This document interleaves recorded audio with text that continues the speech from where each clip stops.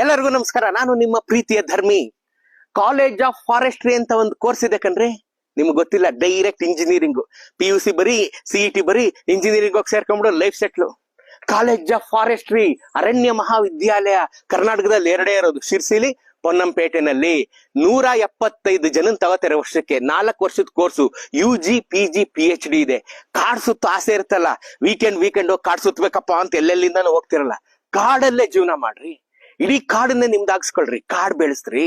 ಎಂತ ಅವಕಾಶ ರೀ, ಎಂತ ಅವಕಾಶ. ನನಗೆ ಗೊತ್ತಿರ, ನಾನು ಇಂಜಿನಿಯರಿಂಗ್ ಬಿಟ್ಬಿಟ್ಟು ಇದಕ್ಕೆ ಸೇರ್ತಾ ಇದ್ದೆ 100%. ನೋಡ್ರಿ, ಇದು ಪೊನ್ನಂಪೇಟೆಯಲ್ಲಿ, ಶಿರ್ಸಿಲಿ 2 ಕಡೆ ಇದೆ ಈ ಕಾಲೇಜು. ಇವತ್ತೇ ನೀವು ಸೆಕೆಂಡ್ PUC ಓದೋ ಹುಡುಗರಿದ್ರೆ ನಿಮ್ಮ ಮನೇಲಿ, ಅಥವಾ ನೀವೇ ಸೆಕೆಂಡ್ PUC ಓದಿದ್ರೆ PCMB ತಗೊಂಡಿರ್ಬೇಕು, ಸೈನ್ಸ್. CET ಬರಿಬೇಕು. 175 ಸೀಟು, ಶಿರ್ಸಿಲ್ ಒಂದ್ ಕಡೆ, ಇಲ್ಲೊಂದ್ ಕಡೆ. ಎಲ್ಲಾ ಡಿಸ್ಟ್ರಿಕ್ಟ್ ಅಲ್ಲೂ ಒಂದೊಂದೇ, ಸಾರಿ ಎಲ್ಲ ರಾಜ್ಯದಲ್ಲೂ ಒಂದೊಂದೇ ಕಾಲೇಜ್ ಇರೋದು. ತಮಿಳ್ನಾಡಲ್ಲಿ ಒಂದು, ಆಂಧ್ರದೊಂದು, ಎಲ್ಲ ನಮ್ ಕಡೆ 2 ಇದೆ. ಶಿರ್ಸಿಲ್ ಒಂದು, ಪೊನ್ನಂಪೇಟೆಲ್ ಒಂದು. ಪೊನ್ನಂಪೇಟೆಲ್ ಓದೋ ಭಾಗ್ಯ, ಶಿರ್ಸಿಲ್ ಓದೋ ಭಾಗ್ಯ ಎಷ್ಟ್ ಜನಕ್ಕಿದೆ ರೀ? ಕಾಡಿನ ಮಧ್ಯೆನೆ ಓದಿ, ಕಾಡಲ್ಲೇ ಕೆಲಸ. IFS ಮಾಡ್ಬೋದು, ಇಂಡಿಯನ್ ಫಾರೆಸ್ಟ್ ಸರ್ವಿಸ್. IFS ಮಾಡ್ಬೋದು, UG PG PhD ಮಾಡಿ ಕಾಡಲ್ಲೇ ನಿಮ್ ಜೀವನ ಎಲ್ಲ ಕಳೆದು 150 ವರ್ಷ ಬದುಕ್ಬೋದು ನೀವು. ಯೋಚನೆ ಮಾಡಿ. ಒಳ್ಳೆ ಕೋರ್ಸ್ ಕಂಡ್ರೆ, ಒಳ್ಳೆ ಕೋರ್ಸು. ಇಂಜಿನಿಯರಿಂಗ್ ಅಂದು ಮನೇಲಿ ತಲೆ ಕೆಡಿಸಿರ್ತಾರಲ್ಲ, ಅವ್ರಿಗೆ ಈ ವಿಡಿಯೋ ತೋರಿಸಿ ಫಾರೆಸ್ಟ್ರಿ ಕಾಲೇಜ್ ಇದೆ ಅಂತ ಪೊನ್ನಂಪೇಟೆ ನೋಡ್ಬಿಟ್ರೆ ಬಿದ್ದೋಗ್ಬಿಡ್ತೀರಾ. ನೀವು ಪೊನ್ನಂಪೇಟೆಗೆ ಬಂದ್ರೆ ಇಲ್ಲೇ ಮಲ್ಕೊಂಡ್ಬಿಡ್ತೀರಾ.